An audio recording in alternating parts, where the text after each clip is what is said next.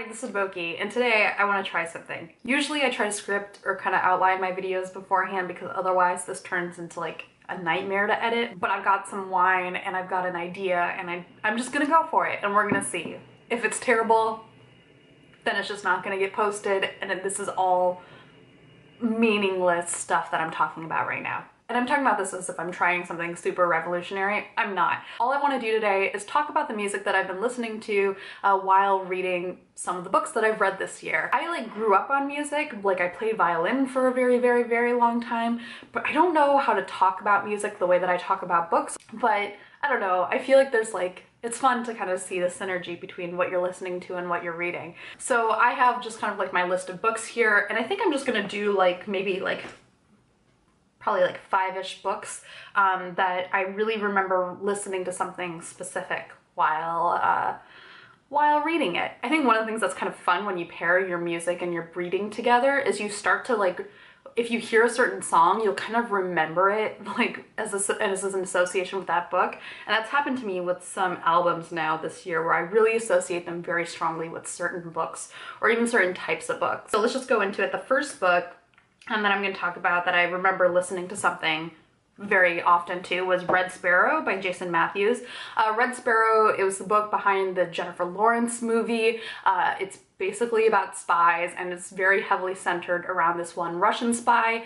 She's basically kind of like a sex spy with synesthesia. So I started calling her in my head the Russian synesthesia sex spy, which is about kind of the extent of her characterization as well. I haven't talked about the book on my channel. I was going to do a double movie book review, but I don't know. I was just kind of I felt like I was doing too much with both a book and a movie that were doing super little, so I just didn't do it. But I'm going to talk about it now, but because the album that I listened to while reading it was I love this album so much, and this is 13 Tales of Love and Revenge by the Pierces.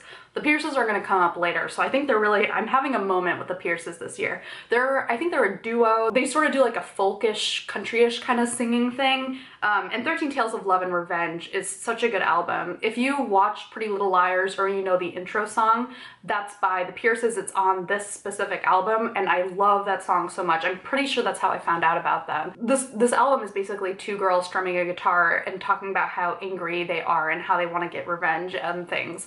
And I felt like that was really perfect for Red Sparrow because Red Sparrow is basically this one woman sort of on her own in a world of men just trying to figure out how to seize control of her surroundings. There's sort of an underlying anger to this album, but it's also because it's kind of folksy, it's also soothing, so it's not very distracting when you're reading, so it worked very well. Highly recommend that pairing if you are going to read Red Sparrow. Okay, so let's see, I'm going down, I'm just kind of scrolling some more. I'm saying scrolling, I'm just looking down a list on a paper. Okay, this one's fun. The Dragon Behind the Glass by Emily Voigt. So I talked about this in my Read Harder challenge, the first wrap-up that I posted recently. And this is a nonfiction book about a fish, the arowana. It was an amazing book. I did not expect to be as captivated by it as I was. I did not know about the arowana, but if you don't know about it either, let me tell you that it is a super fascinating fish, apparently, that people will spend shit tons of money on, or kill for, or smuggle, or go on very obsessive quests for, and then write a book about. It's a fish that inspires a lot of emotion in people. And I was really glad that I read the book, and the album that I listened to while reading it most frequently was Big Fish Theory by Vince Staples. This was the first album by Vince Staples that I listened to, and it's so good. I think one of the songs on it was actually used in the Black Panther trailer. I decided to listen to it initially just because I had been hearing about Vince Staples, so I was like, well, I need to listen to something while I'm reading. I'm gonna go for this. And I chose this album because it was called Big Fish Theory, so I was like, cool. There's some synergy with this book I'm reading. But I think it also worked really well because the book has this sort of underlying intensity that's kind of low-key, but it creeps up on you, and I feel like this album has that sense as well. So it just really matches the mood. I don't know, it paired so much better than I thought, and the Big Fish Theory did help too. It's kind of cute to be yeah, I'm listening to this album that has a fish on the cover and in the title, and I'm reading about a fish. I'm very consumed by fish right now. I actually went to the New England Aquarium for the first time this past weekend, only because of this book. So this book has successfully gotten me kind of interested in fish, so good job, Emily Voigt. So we're gonna get to the other Pierce's album that I was listening to a lot while reading this past year so far, and this is Creation, which is their most recent album. And I listened to this album so much when I was reading Possession by A.S. Byatt and It Does Not Die by Maitreyi Devi, both of which I talked about in my Read Harder wrap-up #1.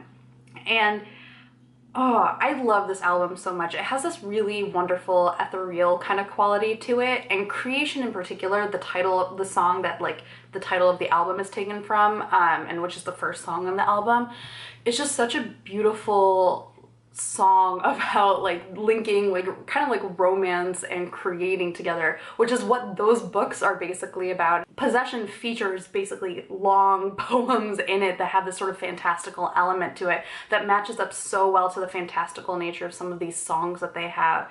And It Does Not Die also very, very much centered around poetry. Maitreyi Devi was a poet. She was this pupil of a very prominent Bengali poet. There's just something so beautiful about the way that these books and this album link, yeah, just like art and romance. It just, oh, yeah, it was so nice. I think kind of the runner-up for the album that I listened to was Melodrama by Lorde, which is an album that's gotten me through the past year. And I think that album is so much also about being a creator that worked so well with these books, but Creation worked just a little bit better just because sonically it just matched this very like mysterious but soothing kind of atmosphere. The last one we're gonna go for. This is gonna be another like 2 set of books and that I listened to the same thing, and this is Persuasion by Jane Austen and Bachelor Nation by Amy Kaufman. So Persuasion, I'm going to be talking about in a future video. It'll come up in the next time I do a wrap-up for the Read Harder challenge because I read it for one of those challenges.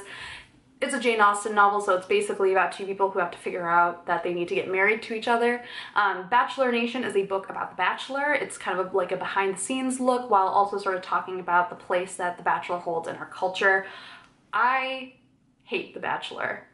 I have very strong feelings about why I hate The Bachelor, and I say this as a person who is obsessed with reality TV. I can go on for a while. I will try not to do that. Basically, I hate the way it's edited. I hate the fact that their episodes are like 2 to 3 hours and you see the same thing like 3 times in one episode because they show it so many times. Yeah, that's one thing I dislike. And the other thing with The Bachelor is that it's a trashy reality TV show trying to hide that with the veneer of like selling you a fairy tale. And I'm someone who's like obsessively watched multiple times Rock of Love, Flavor of Love, Real Chance of Love, Tila Tequila, Shot at Love, Tila Tequila's Double Shot at, or Double Shot of Love with the Icky Twins. I've watched a lot of very, very trashy dating reality TV shows, and none of them try to sell you romance the way that The Bachelor does, and it makes me uncomfortable that it does. Anyway, that's a whole thing.